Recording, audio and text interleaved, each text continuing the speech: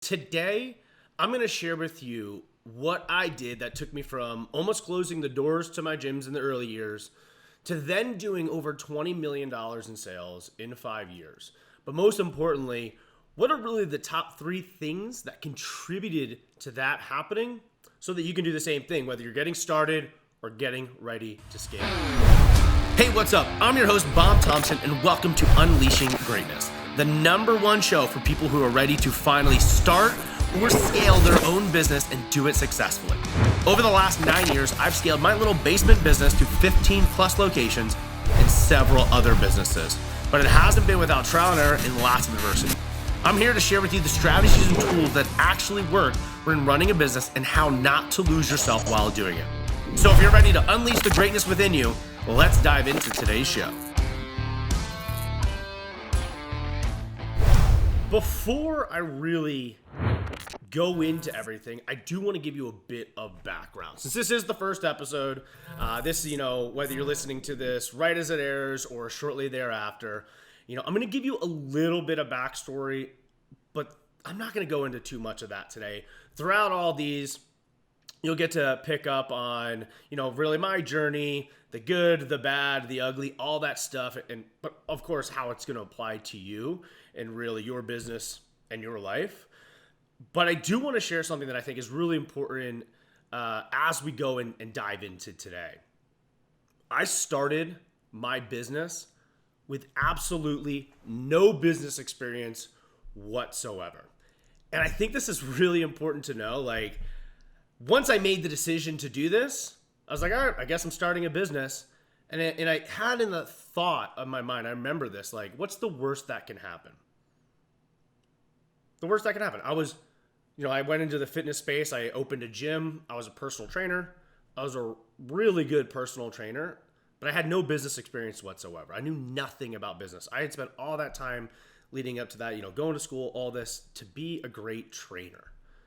And I just figured, hey, if I fail, then I'll go get a job somewhere else. And I do think that, and we can dive into this in another episode, I think that's really important to know is a lot of times what holds us back is that fear of getting started. It's the what if I don't succeed, that fear of failure. And I think that we have 2 things we need to look at.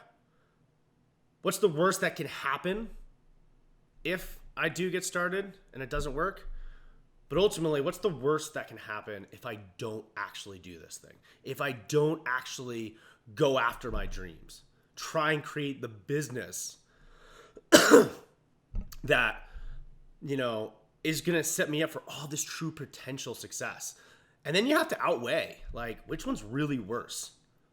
And I think if you're watching this, obviously not getting started or not scaling your business, that is the worst outcome. And I think that's important to know is to have that salient negative reality in the back of your mind, but not let it stop you because it didn't for me. So really, as you're listening today, I want to give you those top 3 things that if I look back at it, allowed me to really go from closing the doors to doing over 20 million in sales, to scaling my business, to allowing me to create other businesses. And when I talk about those sales, I'm just talking about the gym business. I'm not talking about the other businesses that go, that kind of started along with that. But if I never got started, none of that would have ever happened.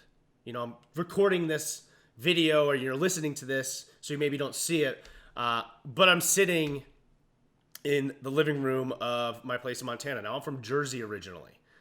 And I, because of really what I did in business, when I was kind of just like, hey, I want to pick up and move, I want to live in Montana, I was able to make that happen. And it was a really relatively simple and painless decision and journey to move over here while still most of my business is on the East Coast. I share all that so that you know that I didn't have any experience, any knowledge going into business. And I did this with really no money. Yeah, I saved up a little bit. I started my first gym with about $20,000 in savings, which in the grand scheme of things isn't a lot of money. And on future episodes, I'm going to share with you if I was going to start a business and I had no money, and I actually had this conversation with a good buddy of mine the other week, what I would actually do to get started and what I would do to make my first $1 million in 12 months. That'll be for another day. But I do want to share that I was kind of able to do all this with not that much money. Was absolutely zero experience in business. And that's really why I'm here today. I'm recording this so you can watch it or you can listen to it. Is falling into this game of entrepreneurship has been really beneficial to me. And I truly believe that everybody can do it. Everybody can really accomplish anything they want to. You have to take that first step. And then I figure, why not just share what has really helped me and what I'm continuing to do so you can follow along and you can do the same thing. The cool thing that I'm really doing this podcast, it's not to sell you on anything, really to even monetize it or any of that stuff. I'm just like, hey, I got some cool stuff and I want to share it.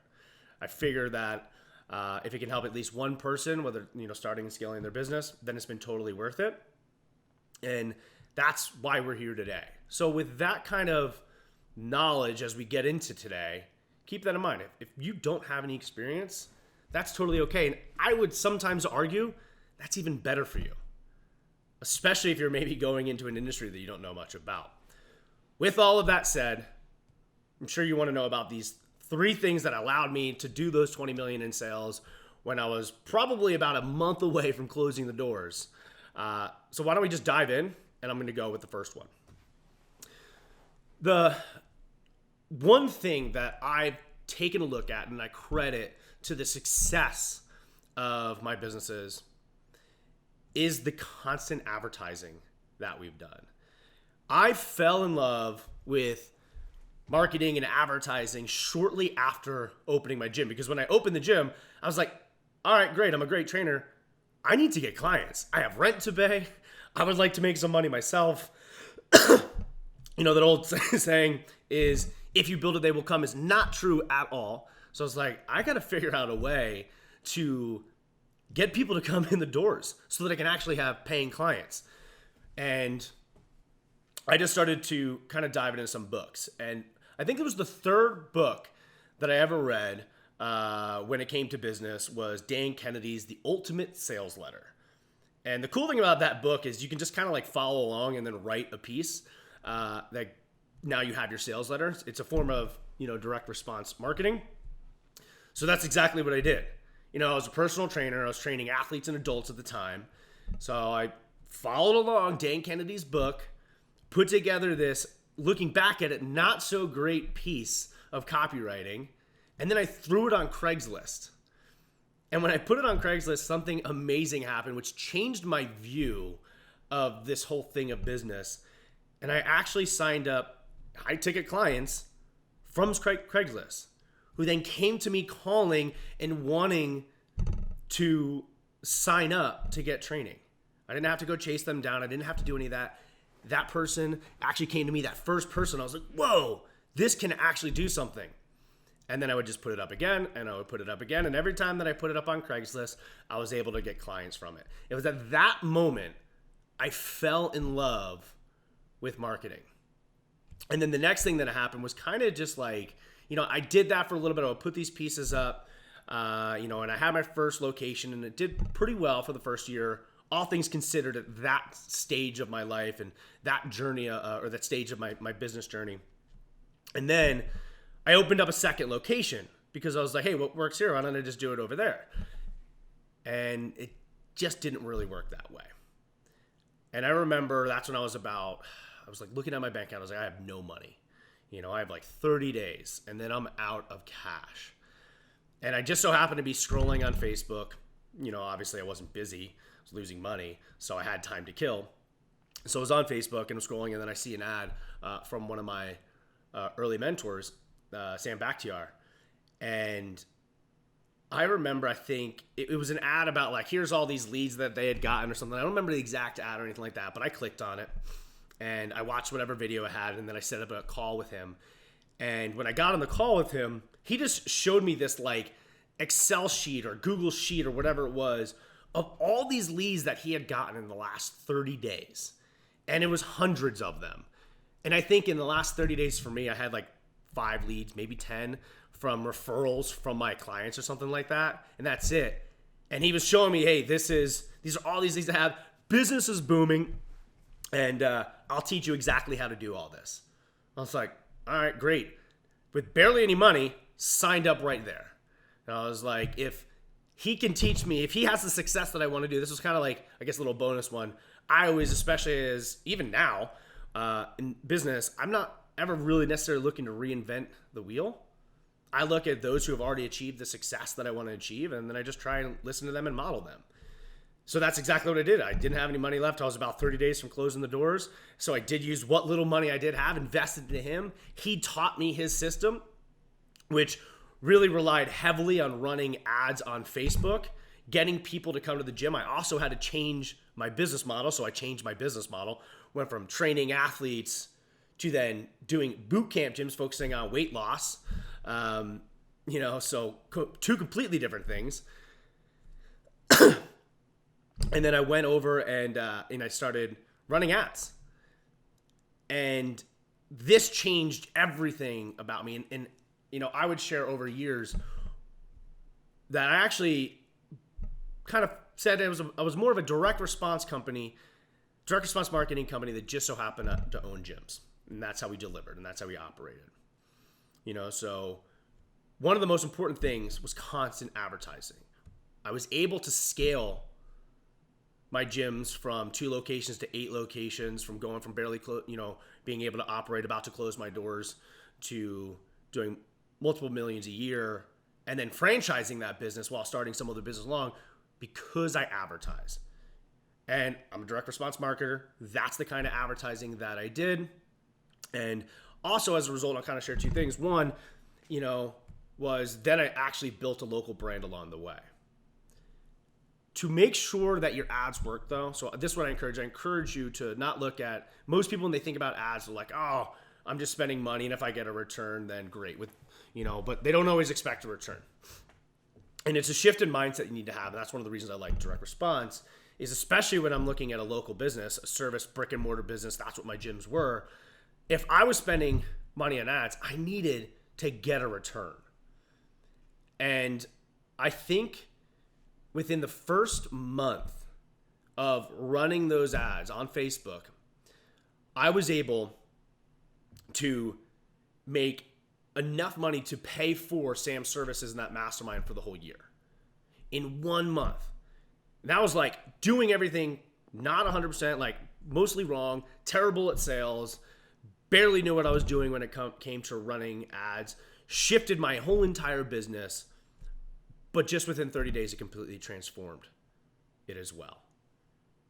Now, in order to run ads successfully on Facebook or YouTube or wherever your ads are, the one thing, I'm not going to dive into it today, but the one thing that's super important is you have to have an absolutely amazing offer.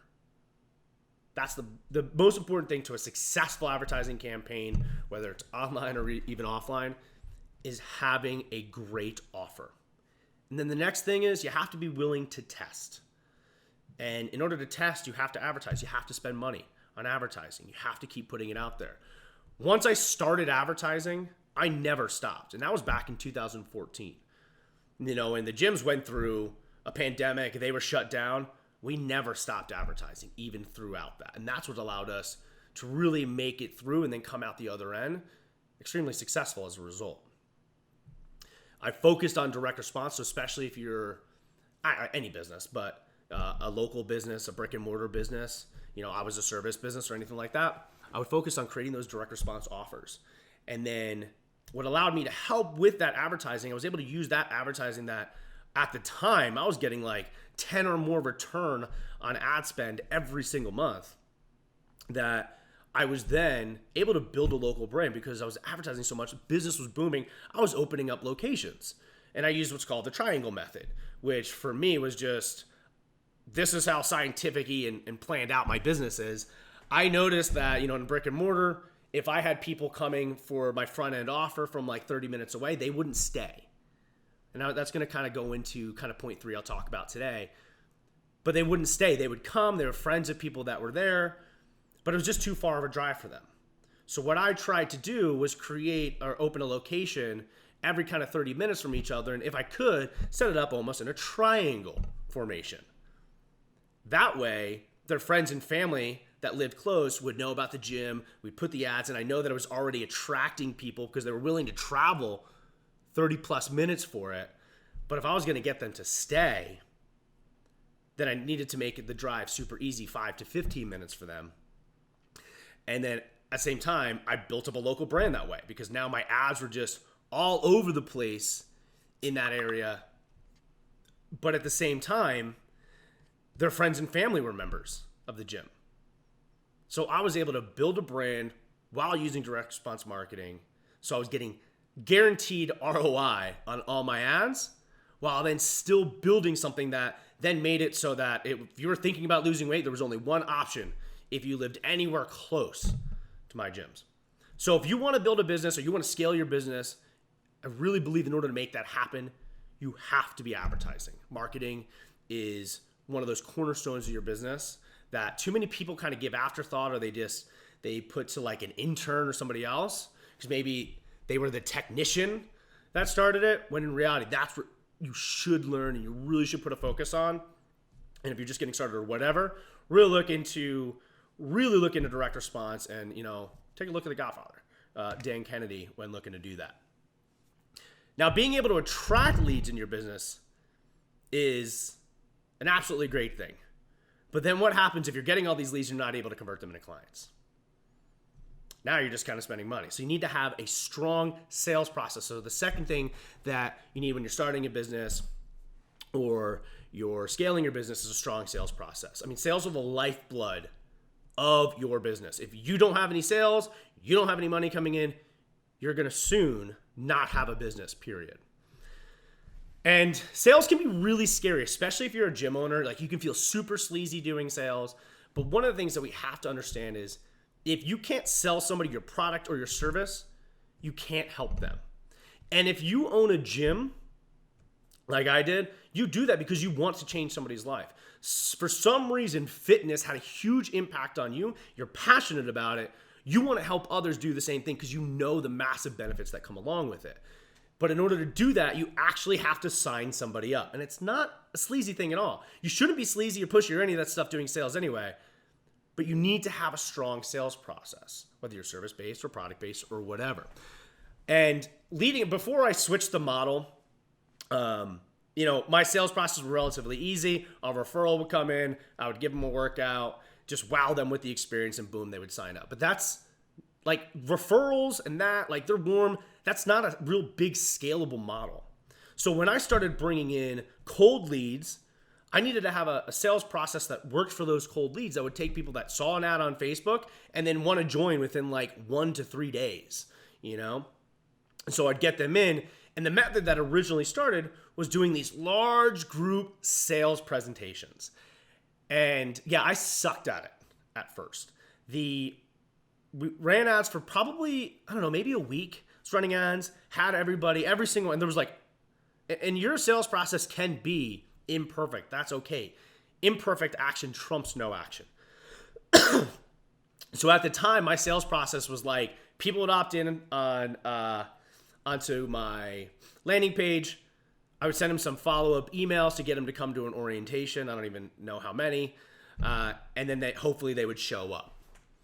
So there was a lot of people that got lost in that process. But they come to this large group sales orientation. The first one that I ever did, there was about 50 people that were there. I've never done this before whatsoever. I'm not comfortable with sales. I'm not a salesperson traditionally or anything like that. Yeah, I've read some books on how to do sales. I needed to know sales so that I could actually grow my business up until that point. And I remember this was the first time I had 50 people, and I absolutely bombed. I signed up 5 people that night. And actually, one of them, I didn't even charge them. So I really only signed up 4 people on the first time that I ever did this. It taught me a lot. You learn a lot through your failures. And at that point, I saw the power of advertising. And then I knew that if I could just help these people understand how my program will actually truly change their life, regardless of everything else they did in the past, then this is going to be able to grow like wildfire. And that's exactly what did. So I was like, hey, I need to get better at sales. I need to learn into this. So I leaned into my coach at the time, read more stuff, and then really it was just more sales orientations, more sales orientations, more sales orientations. And then I got better. And eventually that sales, if I was doing an orientation, depending on the size, I would close anywhere from 75 to 90% of people in that room. We would have sales orientations as up to 50 people. Imagine closing 75% of people in that large group. In order to actually do this, I had to fully script it out. All the sales orientations were the exact same. So you need to have a strong sales process. And what I would encourage you to do is to really just have one sales process. So just like when you're constantly advertising, I really just focused on one offer for years while really scaling that business. And then with the sales process, we had one way that we signed people up. In the beginning, it was when they came in, they had to go to a sales orientation, and that's how we did it. And then I would do the orientations, and then eventually team members would do the orientations as well. And we all followed the same process for that orientation. Eventually, we then switched over to doing one-on-one appointments in person. And for a period of time, we had to do phone appointments. And that's how we signed people up. Once we switched over to doing a one-on-one, which is how we do it now, that's the only way people sign up. Now, maybe there's some limiting stuff there, and there'll be some stuff I test in the future, putting them through video sales letters or even a long sales letter and stuff like that to see how that would work. I just haven't tested it because, honestly, that sales process that we use works. When we get people to come in, they sign up. But it's the same way, and we have the same formula, and we have that sales process completely written out so that whoever's doing it, we know exactly what to expect from the outcome. Sales are the lifeblood of your business. So whether you like it or not, it's something that you really, really should focus on learning and getting good at. But understanding that sales doesn't have to be sleazy. It's not. It's actually how you can help people. And if you are starting a business with a product or service, you truly believe in it, then you have a moral and ethical obligation to help somebody. And in order to do that, you have to sign them up into your program. Now, once you sign them up, it's great. If you're able to generate those leads, if you're then able to sign those people up, that's fantastic. But for my gyms, we would sign people up into a front-end offer. I'm a big believer that, especially with service-based stuff, you want to give people a specific result in a specific time frame.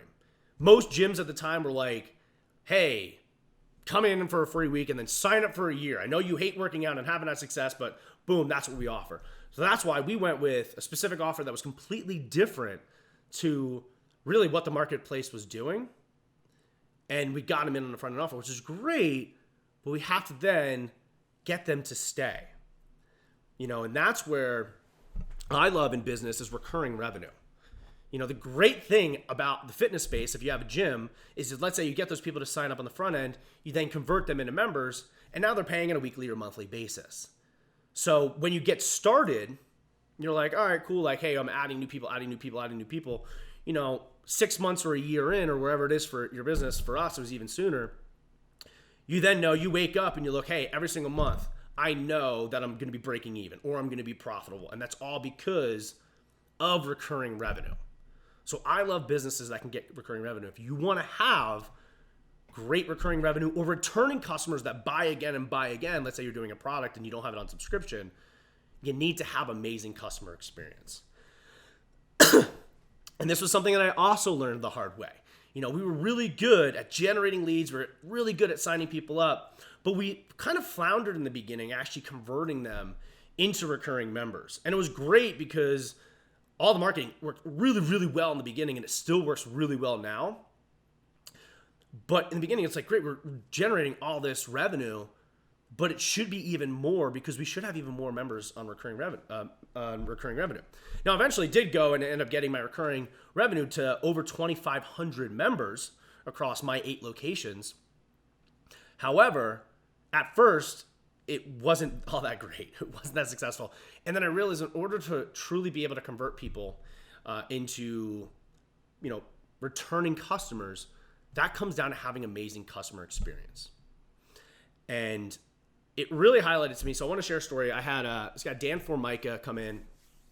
He used to be part of the Disney team. And he came in and did a a presentation and a training for my team at the time on creating amazing customer experience and how to wow them and the Disney effect. And he shared a story which I think is extremely important to really understand. And this kind of comes into, you could even talk about how this overcomes where you feel about pricing and all that stuff. But he shared about Disney. And like Disney, you obviously know about Disney. They're a huge company that constantly grows. And yeah, they had, actually a really amazing story. So highly recommend you look into the Disney story. But if you think about it, for Disney, for a lot of families, they save up for a year in order to do this extremely expensive trip to their family because they know the memories and the experiences that are going to be had for it. So when this happens, let's say it's Christmas Day, these parents gift their child who absolutely adores Disney and the princesses. They gift her a trip like, hey, in 6 months or 8 months, we're going to Disney. And the kid's like looking forward to it, counting down the days, has it on their calendar, wearing their dresses, watching the movies, doing all that stuff, getting really, really excited. And then finally the day comes where they have to hop onto this freaking plane. They got to travel over there. They got to rent a car. They got to go to the hotel. They got to do all these things that are normally annoying for all of us. But this kid is just so excited. She can't wait to meet that Disney princess that she's been looking up to and has her toys and has her on the wall and watches the movie every single week and all that. And then finally, when she sees Disney, she tugs on their dress. And if that person turns around and says, what? Because they're having a bad day, it just ruins everything. And now that experience is going to be seared in that family's head, and they're not going to want to, they're going to come back. They're not going to want to tell their friends about it. So really the success of business, how to truly scale a great business, you have to have amazing customer experience. And we really have to think about, with this, are you doing that? Are you creating an experience within your business that's going to be memorable and that they're going to want to talk about? A really important thing for me, what I always try to stress on my team and myself, is if you just deliver the result that the prospect came into your business for, that's great, but that's what they expected. Why should they refer you to anybody? Like if you have a great customer experience, they're going to stay and they're going to refer.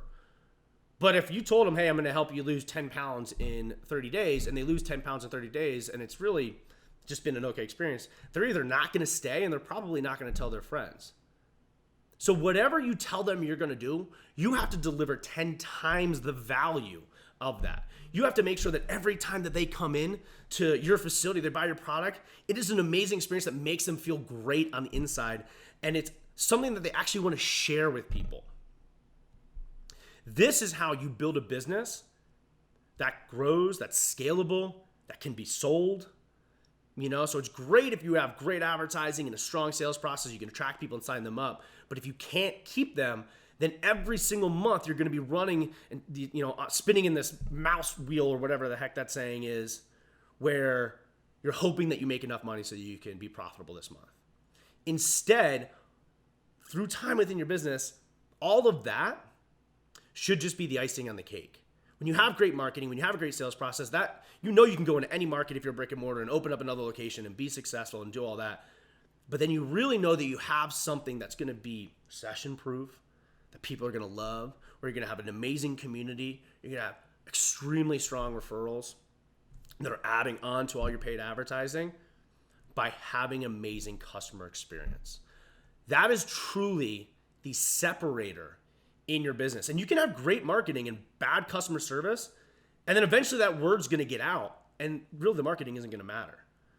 It could be the best marketing, but you notice, like, especially if you're in a local market, maybe it's not working as well because there's only so many new people. So you want to be that service that for every one person you sign up, they tell 3 to 5 people or more. That comes down to having an amazing customer experience. And that, again, is going to be a whole nother, we'll dive into a bunch of that, but you need to have absolutely amazing customer experience.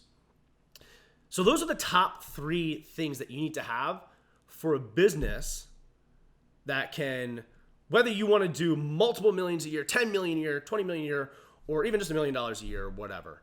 Those are the 3 things that you're going to need to have in order to make it happen. You have to be constantly advertising. You need to have a strong sales process. And you really need to deliver an amazing customer experience.